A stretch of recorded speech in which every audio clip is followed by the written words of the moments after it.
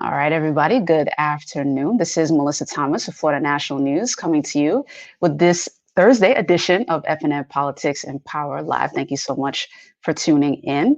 And as always, as you guys hear me say during the evening news rundown, but I also want to extend the invitation here. If you're someone who is interested in advertising or you know a company that's interested in advertising with us, please shoot us an email at ads@floridanationalnews.com to find out more. We'd love to get started with you. But for today's interview, we have a very special guest. And for a change, this is someone who is not an elected official or a political candidate, but she will make waves in the political sphere from another route. Her name is Lily Storm. She is the founder and CEO of the Lady Storm Foundation. She's been putting in a lot of work lately, particularly during the COVID-19 pandemic.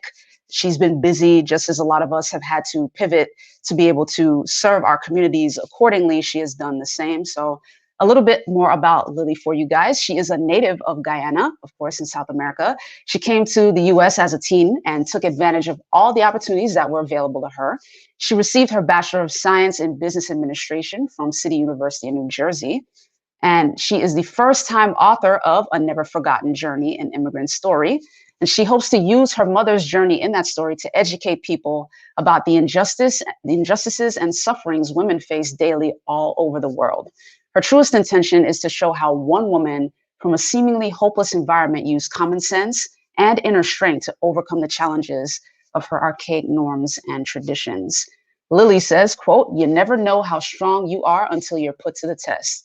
We are all beings in this life and in this fight together. Let us never forget our connection and responsibility to one another." She is the founder and CEO, as I mentioned, of the Lady Storm Foundation, which aids in the fight against hunger. Living with a mother who was always giving more than she had, Lily grew up being genuinely impacted by her mother's natural selfless gestures. Today, to continue her mother's legacy, the Lady Storm Foundation is poised to serve all who are in need of food and water.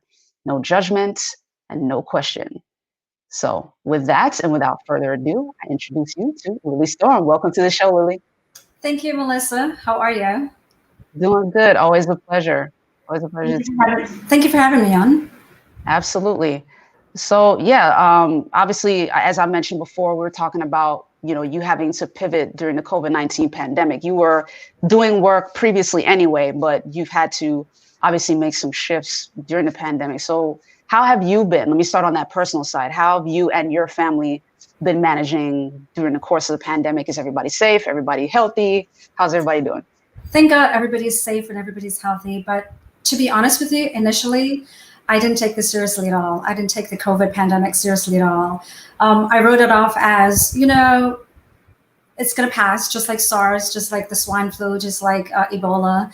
But when people started to die was when it was clear to me that COVID is no joke. So my family and I are very responsible in wearing our masks out. We're always washing our hands. I have a daughter who works at a fast food restaurant, and she's been teaching us how to wash our hands. Apparently, we haven't been doing a good job washing our hands. So so I'm grateful to her to kind of give us some of those tips. But thank goodness we're doing fine. We're trying to stay safe and help others to do the same as well. Absolutely. Yeah, that was interesting. When the conversation about the hand washing came up, it was almost like, shouldn't we all know how to do that? Right. Right. But she was like, you have to violently put your hands under the water and with soap and wash it for 20 minutes. And yes, and she has us doing that. So good kudos to her, Right. So talk about how the pandemic has kind of affected the way that you've gone about doing your work, because obviously the procedures are different, social distancing, all of that. Kind of talk about the effect. Well, Melissa, with most businesses and government agencies being closed, it's very difficult to get much done. But you know what it shows us? It shows us that we're so dependent on services and we're so dependent on people. And that notion where we say, oh, I don't need you. I can do this all by myself. COVID has proven to us that we are definitely wrong. The isolation and the lockdown that we are experiencing right now really make us realize that we need each other. We depend on each other, and we really are not a one-man show. So yeah, it's affecting us, but at the same time, it's allowing us to to see how much we are connected to one another. We need one another. So definitely. For sure. Yeah, and talk a little bit. We'll get more deep into it a little later in the show, but tell the audience a little bit about the Lady Storm Foundation and the work you've been doing, particularly given the goal of making sure folks aren't hungry, who need food, and what you guys have been doing during the pandemic. Well,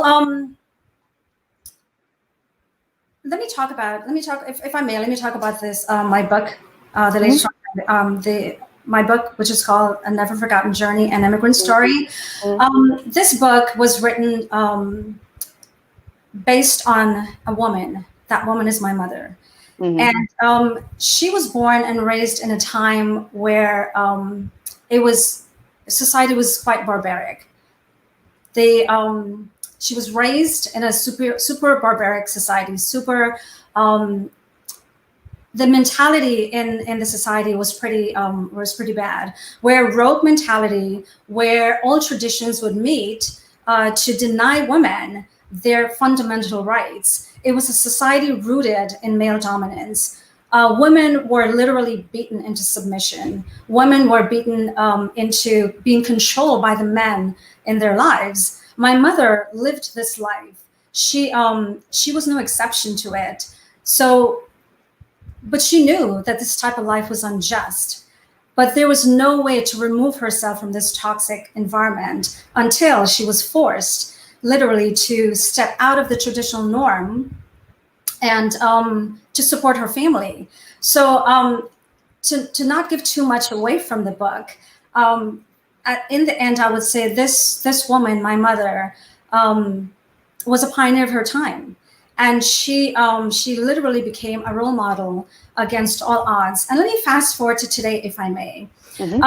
We have been having this global discussion on women's rights forever and a day. So I have a very important question to ask. From 1848, when we had the women's suffrage movement, to today, I want to ask the question: what have we accomplished so far with the advancement of women's rights? I would venture to say that we haven't accomplished much. We have, but not much, because if today we're still talking about movements such as Time's Up, movements such as Me Too, then it's a staunch reminder that we really haven't gone that far, and we need to do a lot more. We need to continue to hold people accountable for their despicable behavior. So definitely, this book talks about and deals with women empowerment and how women needs to understand what they're capable of and understand our strength. Gotcha. And then does that you draw that inspiration into the Lady Storm Foundation, into the focus of the work that you guys do? Absolutely, definitely. Awesome. So guys, we are going to take a very brief commercial break, and we are going to come back. We're going to play the book trailer for you guys so you have a better idea of the story behind the book. And then we're going to get into more deeper conversation about the Lady Storm Foundation as well. Stay tuned. At Duke Energy, we deliver electricity and so much more, like free home energy assessments, rebates for energy-saving improvements, payment options to help you better manage your budget, and even bill credits for helping the community use less energy. So no matter what you're doing, we can help you make better energy choices every day. It's just another way we bring power to your life. How much can you save? All right, guys, welcome back. So as promised, we're going to run the book trailer for you guys, just so you guys have a better idea of what the book is about as well, in addition to what Lady Storm has shared with you. So take a look at this. This real-life story is about a woman that risked everything to come from a village in the Caribbean country of Guyana to the land of dreams and opportunities, the USA. A never-forgotten journey, an immigrant story, will take readers through a roller coaster of emotions. From Lily Storm's eyes, join her on this journey to remind people of forgotten sacrifices and struggles. Witness her story at the cost of traditions, cultures, language, and the individual self. She offers the readers a platform to reflect on the intricate lessons of life. One needs money, time, effort, and a healthy dose of compassion to give. After all, giving is far more rewarding than receiving. This book will give you more than she could have ever imagined. Lily takes the next step to bring the Lady Storm Foundation, a charitable organization advocating for lifestyles, social rights, practical immigration policies, and most importantly, basic human right for all, especially for women and children on a global stage. Read more about her story in the book A Never Forgotten Journey, an immigrant story today. Opening minds, changing lives.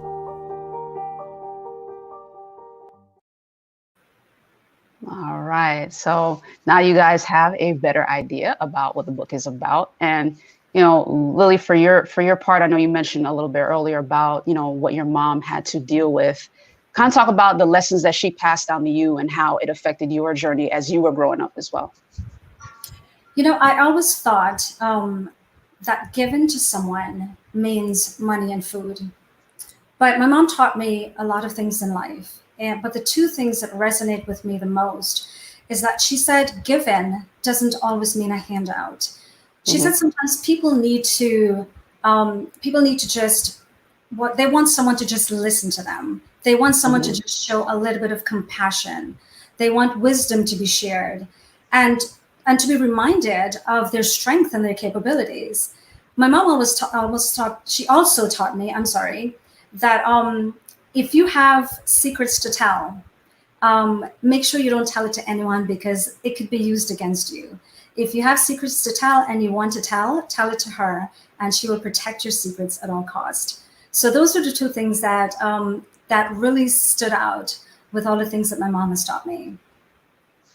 Awesome.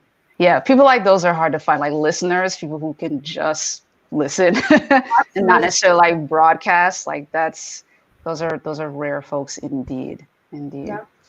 She was so one of a kind. What's that? Say that again? I said she was one of a kind. Yeah, for sure. So, I mean, we read the bio a little bit, gave the audience a little bit of a bio, but kind of flesh out some of your personal story as well. You know, your journey coming from Guyana, going to college at, you know, City University in New Jersey. Like, what was that experience like for you coming from, you know, the Caribbean life to living in the city life, and, you know, how that journey was for you?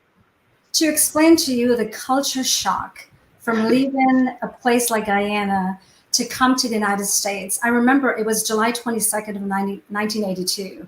I got on a plane that I've never seen before except in the air.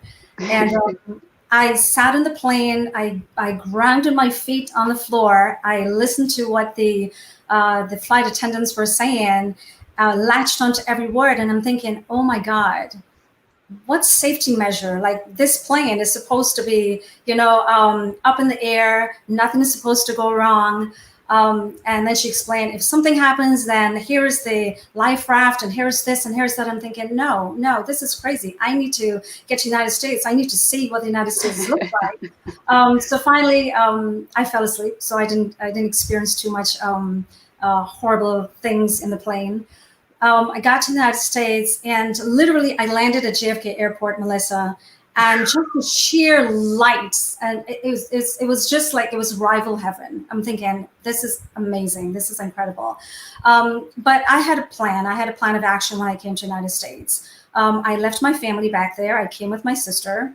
So my plan was get an education, get a job, bring my family. And thank God I was able to do it in that order. It was tough. It was tough being in the United States alone, not understanding the culture, not understanding the language. Because I mean, even though we speak English in Guyana, it was broken English. So I was lost in translation the first 3 months I was here. I couldn't even speak proper English in school for my teachers to understand what I was saying. So to come from that to where I am today, I'm so grateful to so many people who have helped me along the way to be here today. So absolutely, it was a culture shock, but it was something that I would go through again. Awesome. That's good to know. That's good to know. Yeah. So talk about the the significance of service? Because I know that's something your mom passed down to you for sure. Mhm. What does the significance of service mean to you, and why focus specifically on the immigrant community as it relates to service with, the Lady Storm Foundation? As you know, I'm an immigrant myself. I know what it feels like to not to have. I know what hunger pain feels like. Unfortunately, not all of us were born in homes without struggles. It is something that some of us have to just work harder than others. I grew up in a home where things were very tough. There were days when we didn't have food. I remember clearly a New Year's Day when most were having meat and potatoes, we were having rice and spinach. And when we dared to complain to our mom, she staunchly and sternly reprimanded us and said, "You just be grateful that you have food, that there are so many people out there who don't even have any." She grounded us and didn't allow us to feel sorry or pity for ourselves. She always found the good in anything bad. And for this reason, I feel like I understand the mentality and the pride in immigrants. I am focusing on serving immigrants, but I'm not stopping there. Anyone, anywhere who is in need and who's down and out is on my radar for me to serve them. And talk about the experience that you've had in serving your local community here in Orange County. How gratifying has that been for you? The recent food distribution events you guys have been doing. You can imagine how grateful and how blessed I feel to be able to do that. To come from a life where my mom had to literally put together scraps for dinner, to be able to have a food drive where I'm participating in serving families, families who are by no fault of their own are in a situation where they can't handle. They need the help. They need the help from their loved ones, their community, their leaders, and to be able to be a part of this action to call. I'm so forever grateful for that. They are just to see the faces on the people who come by and just to hear them say, thank you, we really need this and we appreciate you, is all the things that I need for doing what I'm able to do. And I'm so thankful to God to have this opportunity to do something of this caliber. Awesome. And we're gonna get a little deeper into that after this next commercial break. We're gonna come back and kind of really get into the brass tacks, everyone, of what the Lady Storm Foundation does. And it's more than just the food distribution. So we want to give you guys a deeper idea of Lily's vision and mission for the Lady Storm Foundation. So stay tuned. We will be right back. There's more than one way to enjoy a Moreno Bakery custom cake. You could smash it, swipe it, love it, cut it, devour it. Moreno Bakery, for every slice of life. All right, guys, and we are back with Lily Storm. So Lily, kind of talk about, now we get to really dig into the details of the Lady Storm Foundation and talk about all of the services that the Lady Storm Foundation does offer, in addition to even the food distribution. Well, first of all, let me say that the Lady Storm Foundation was established to honor the selfless gestures of my mother in her lifetime. Its primary goal is to combat hunger, is to fight against hunger. So when Commissioner Uribe of Orange County District 3 tapped us to serve breakfast for her volunteers at her event, we were really stoked to do that. We had our very first food drive under the Lady Storm Foundation, August 29th of this year. And we were able to serve roughly 200 families. Mm-hmm. It was sort of a bittersweet event for us. It was massive success by all means, but it was bittersweet in the sense that we were able to serve 200 people, but we had to turn away maybe about 30 to 40 cars. And that really didn't make me feel good, because Mm. it just reminds me of how much our communities are struggling in these unprecedented times. And so having these food drives is really needed. And I plan to have one every month. That the next one that I'm having is October 24th, which is this month, Mhm. at the Holden Heights Community Center. And if I'm able to have one in November during the holidays and December during the holidays, I'm definitely going to do that, because just like when I was having spinach and rice and people were having meat and potatoes, I know how it felt. So Right. if I can help to have one family not feel like that, then I'm going to do that. And that's what I'm going to do. For now, our events are funded by Hand in the Pocket, but we're hoping that the public will see the sincerity of our efforts and be generous in their donation to the Ladies Storm Foundation, so we can have these events more frequently. Awesome. And talk about those community partnerships that you have been able to amass so far. So the one you did back in August, it was a combination of, you being able to partner with the Community Action, I believe it's Community Action partnership, with Orange County, of course. And there were a couple of other nonprofit organizations that you were able to partner with as well. There was a nonprofit that focused on providing diapers. There was a nonprofit focused on providing senior care that was there. So talk about how you were able to kind of create those partnerships to, create synergy for your foundation. Right. Obviously, the fight against hunger is a collective effort on many parts, on so many parts. Yvette Shelton of the Holden Heights Community Center, she's the manager there. She was gracious enough to open up her database and allow me to get in contact with these community-based partners that you just mentioned. And they were only willing to come on board to help me in this great cause, to this fight against hunger. These community partners are vital to our communities. And without them, most of our citizens are going to face a tougher time. And whatever we can do to prevent that from happening is what we're collectively coming together to do. Absolutely. Absolutely. Are there organizations that you have your eye on that you want to eventually partner with that you haven't quite made the connection with, or kind of share that with our audience? Not really. The organizations out there are doing a really wonderful job in their own right. What I plan to do with the Ladies Storm Foundation is not just keep it local. I wanted to go national. I wanted to go international. I have roots in South America. I have roots in Asia. I have roots in South Africa. So it's an ambitious agenda. It's an ambitious goal, but I think it's doable. So that's my plan for the Ladies Storm Foundation, is to take it as far as I can, because there are hungry mouths all over the world, and very true. And if we can reach as many as we can, that's what we've set out to do. Absolutely. And to piggyback on something your website or your bio as well stated, you want to make sure to feed those who are in need, without judgment and without question. So kind of talk about the significance of that too, being able to simply give, without judgment, without question, without wondering, well, what are they going to do with it? Or, that kind of thing. Talk about the significance of that and why that's important to you and the foundation. Melissa, it's hard enough for some of us to ask for help.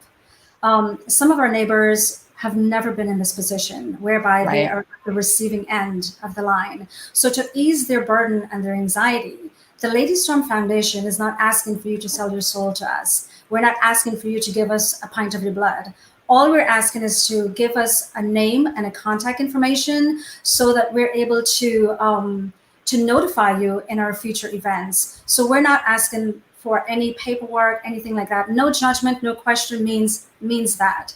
You come, if you need the help, we're here to help you. If we can help you, we will. If we can't, we will refer you to someone who will be able to help you, but no questions asked. And it's as simple as that. Good to know. Thanks for sharing that. Appreciate that. Yeah. So wanted to also ask you, because as someone who is an immigrant, who is serving the immigrant community, you've likely been keeping up with immigration policy. So talk to us about your thoughts on the state of, the immigrant community today and your thoughts on the current, immigration policy. I would say the community is in fear. I would say fear of being deported, because if you are documented, your spouse may not be, your grown-up children may not be. So the fear of being caught and being deported is overwhelmingly on the minds of a lot of immigrants today. What the powers that be need to understand is that family equals unity. Unity equals success. Success equals growth. Growth not just in the family unit, but also in the economy, which benefits everyone. So to keep families apart and separated, I firmly believe is a detriment to the balance of our society. Immigrants make the decision to stay here because they've been here for decades or more. And they know that if economic conditions are bad in this country, is worse in their home countries. And so I believe they're in fear. Interesting. And were you keeping up with what was going on with the DACA decision and the recent decision by the Supreme Court to, go ahead and keep the Dreamers here? And if so, like, what were your thoughts on that whole situation? Sure. I feel personally that the Supreme Court was wise to extend the DACA program. Ideally, it would be really awesome to have a pathway to citizenship for these children who are probably now adults. They have roots here. They have possibly families of their own here. So how do we round them out and send them back to countries that they have no established relationships with? In my book, A Never Forgotten Journey, An Immigrant Story, where you can find it on Amazon, I dedicated an entire chapter on immigration. I feel that it is that important. I chronicled the history of immigration from where immigration started to where it is today. The question again is, how much progress have we made? Have we made enough progress to humanize the immigration laws? I firmly believe that our immigration laws need to serve human beings and not human desires. Okay, ladies and gentlemen, that was a bar. Okay, so make sure you type that, write it down, tweet that. That was really good. So yeah, I did want to also, and thank you for sharing that as well. I wanted to talk a little bit about your connection, particularly through the Lady Storm Foundation back home to Guyana. Have you been able, you said you have, connections there. Has the Lady Storm Foundation been able to do projects back home in Guyana for you? Well, I have been back a couple of times. Let me just say, Guyana is a very beautiful, wealthy country. We have gold, we have rice, we've just recently discovered oil.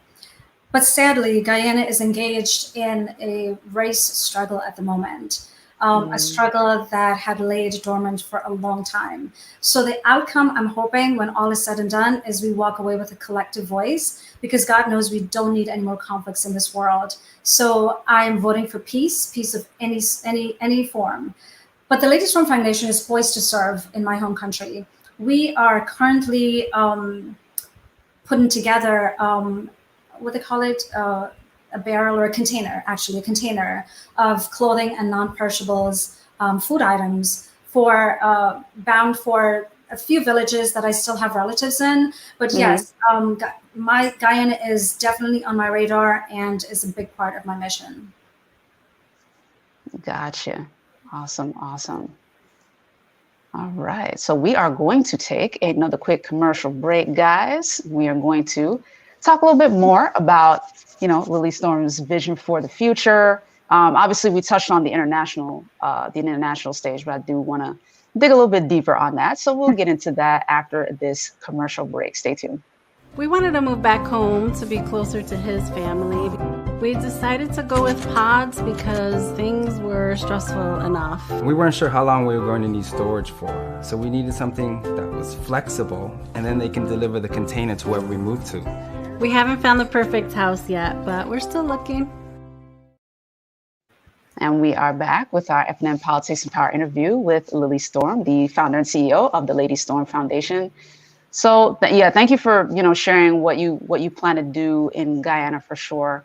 In terms of that more global vision, would you start there and then kind of spread from Guyana to other countries? Or do you already have kind of a blueprint in place for what the more international projects would look like? I don't have a blueprint, and I don't have a long-term plan. Hunger, you cannot plan for hunger. Hunger is here, hunger is now. So I start at home. I start in my local community. This is my blueprint. So I go out there and I talk to local leaders. I talk to people. I served as a code enforcement officer for Orange County for quite some time now, and I was able in that position, thankfully, to be able to get into the communities, talk to the people face to face, see what their struggles are, what their needs and their wants are, and that information I put together and was able to resign from my job as a code enforcement officer. And with that information, armed with that information, I was able to establish the Lady Storm Foundation, use of that information and the demographics in order to spread the assistance that we're working with. It is important to understand that the hunger in your community and the hunger outside of your community is the same importance, but you can only do so much as an organization. So I want to start locally, take care of home, move across the United States, and then I had also had the opportunity to visit South Africa a year ago, and met some wonderful people there. And I would like to, and you mentioned that not just the Lady Storm Foundation will not just service food and water, but we would like to provide other services as well. So I met with some very awesome people there, local officials, some schools. I attended some schools, talked to the teachers there, and saw their need, understand their need. And my goal is I would like to eventually have a warehouse where I can house my products that I want to use to do my drives. And in that way, I will be able to not just focus locally here, but branch out nationally and internationally as well. So there's, like I said, I don't have a long-term goal. I'm taking it one step at a time. And that's the difference with my foundation versus others. You can't ask me, well, what is my 5-year goal? I'm not sure. I'm not sure I'm going to be in 5 years. I'm not sure how many people I'll be able to serve in 5 years. I'm not sure where my organization is going to be in 5 years. So I'm working on today. And if I can help today, that's good enough for me. Makes sense. And quite frankly, given what's going on with COVID-19, we don't know how our economy or our nation is going to be affected in the next 5 years either. Like this, absolutely. Life is unpredictable right now. Yeah, it's been here for a minute. So, absolutely. Yeah, and you know, thank you for sure for what you've been doing in the community. You know, in terms of the feeding program, we had the honor of being there on hand on the 29th when you were kind of going out there and distributing the food and everything. Like, I love that. And you know what I mean? Even this particular picture here, like on the left side, you were able to connect with, you know, City of Orlando elected officials, you know, Orange County and state elected officials to be able to, you know, roll up the sleeves and get out there and be able to help people. So, you know, we definitely salute you and appreciate you for the work that you're doing in the community. Thank you. Absolutely. So talk a little bit about your personal motivations. Like, what is and I mean, we pretty much touched on it, you know, throughout the course of the interview, but on those days when it's the most difficult or, you know, that are the most trying, what do you normally draw from to keep going? Like, what is your strong why?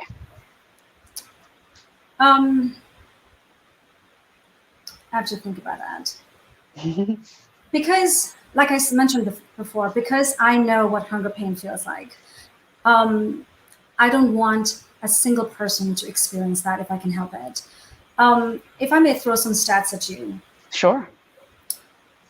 Across the world today, we have approximately 841 million people who are either starving or they have limited food supplies to live an active, healthy lifestyle. In the United States alone, on an annual basis, we discard 40 million pounds of food. Now let that set in for a minute. 40 million pounds of food. This is unacceptable. My work is difficult, but the stress that comes with it is nothing compared to someone going to bed night after night hungry. And that's what motivates me every single day. Well said. Well said. And to this day, I'm still blown away by that statistic as well in terms of the amount of food that gets wasted. Because I'm like, wait, what? Isn't there a way to? And I mean, obviously, you have organizations like Second Harvest who have that that ability to take the food from restaurants that they can't use again, like just by law they can't use it again. Right. But I'm still amazed at how much food does get wasted. It's like, just walk over to, Right. find somebody that is on the street. You may not want to finish what you got. Just give it away. You know what I mean? It's kind of amazing and unfortunate. And that seems to be a byproduct of industrial societies, like not just here in the US, but like just most developed nations. They tend to have that kind of struggle, if you will, that challenge, if you will. It is quite a shame that it's not that we're wasteful. It's just the fact that and you know what? When I was doing this, I was doing some research on how much food we waste, and they were talking about when you go to the supermarket and you buy a product and it has an expiration date on it, or it may not even have an expiration date on it. It says sell by October 1st, 2020. It does not mean it expires. That is expires or is spoiled food or is no good. It just means part of the company's policy, you have to sell this by this date. But most of us, when we see that date, we just automatically say, "Oh, it's no good anymore," and we toss it. Sometimes I was guilty of that until I became more aware. But that's one of the ways we waste food, and sometimes it's not intentional, but it happens. And now that we're aware of it, I think we need to curb that habit a bit more. For sure. And talk about the best part of your work, or like the favorite part for you, the part that's the most gratifying and most meaningful. You know what, Melissa, is having one say to me, you know what, I want to do one day for someone what you do for me today. Let's continue to pass it on. And that's it. That's all we can do. That's all we can do. Literally, if you are impacted by someone else's action or gesture, and you're able to take that and say, okay, this person has somehow enabled me to move to the next step in my life. Wouldn't it be great and awesome to do that to someone else when I'm able to do that? And that's what keeps me going. That's the most gratifying thing that I could hear, is someone trying to do something for someone else that someone has done for them. Yes, the power of paying it forward, for sure. That's it, paying forward. Paying it forward. All right, guys, we're going to take one final commercial break, and we're going to come back and pretty much wrap up the interview with Lily, talk about whatever else she wants to make sure that you as the audience get to know before we wrap up for the day. So stay tuned. We have a little bit more to talk about. Enjoy. At Taco John's, you can expect one thing: so good. As in quality ingredients used in tacos and burritos made just for you. Every single bite. So good. Expect nothing less at Taco John's. All right, we are back for the final portion of the interview. But Lily, I did want to open the floor up to you. Let if there's anything that we haven't discussed. We touched on a lot during the interview, but was there anything that you wanted to make sure the audience knew that we possibly didn't discuss before? I actually would like to do something. Okay. It's ambitious, it's challenging, but I would like to have a food drive at the U.S. Capitol. I would like to have the Congress, and I would like to have the Senate pass out food bags to their constituents. Like I said, Wow. It's going to be challenging, but I think it's doable. And if you out there have any contact, let's get this done already. Nice. If you want to know what the Lady Storm Foundation is up to and what projects we have in the pipeline, please go to my website, www.ladystormfoundation.com. If you want a good read, please go to Amazon and grab my book, A Never Forgotten Journey, An Immigrant Story.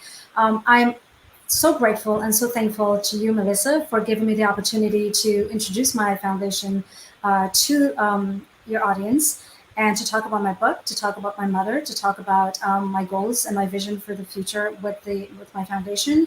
I am so grateful. And to you, the audience, please, if you have any need when it comes to food, water, or clothing, please contact my foundation. No questions asked, no judgment. If you don't know anywhere, if you have a need and you don't know where to call or who to call, please contact us, and we will find out the right department for you, and we'll make it happen. Thank you so very much. Awesome. And Lily Storm, thank you so much for being on the show today. Thank you for sharing your organization with our audience. I mean, it was an honor to meet you back in August and seeing the food distribution there and all the work that you guys have been able to do in the community. And by the way, guys, this woman does not play small. I'm just letting you know. She had an army. She had an army of volunteers out there just ready to go and, you know, ready to serve and give without any complaint. It was blazing hot that day. And everyone was out there just making sure to serve, filling people's trunks with food. You know what I mean? It was a long line there. So, you know, I agree with you, Lily. You know, it's always kind of difficult to have to send vehicles away. So, you know, Florida National News is here. You know, our door is open. Please be sure to stay in touch with us, and we'll be glad to have you back on the show anytime. Thank you. And don't forget the food drive on the 24th, October 24th, at the Holden Arts Community Center. It starts at 10 o'clock until all supplies last. And we plan to go bigger this time, and hopefully we won't have to turn away any vehicles or any families. Awesome. All right. So wait backstage. We'll be able to talk a little bit later. But in the meantime, thank you so much. And ladies and gentlemen, we're going to wrap up our show for today. That does it for us at the FNN Politics and Power series. Thank you guys, as always, for tuning in. If you haven't yet, be sure to like, share, subscribe, follow, all that fun stuff. You can find us at Florida National News on YouTube, Facebook, and Instagram. And then on YouTube, be sure to also click the bell icon to get all the notifications for all of our shows. And, you know, make sure to stay tuned. We have lots more special guests coming up. And as a quick reminder, anyone looking to sponsor any of our segments or advertise with us, you can shoot us an email at ads@floridanationalnews.com to find out more. In the meantime, guys, thank you so much for tuning in. I will see you again at 5 p.m. Eastern time today. And Jamisi Sotomayor should be joining me with the Entertainment 4 for 4. So I'll see you then. Take care.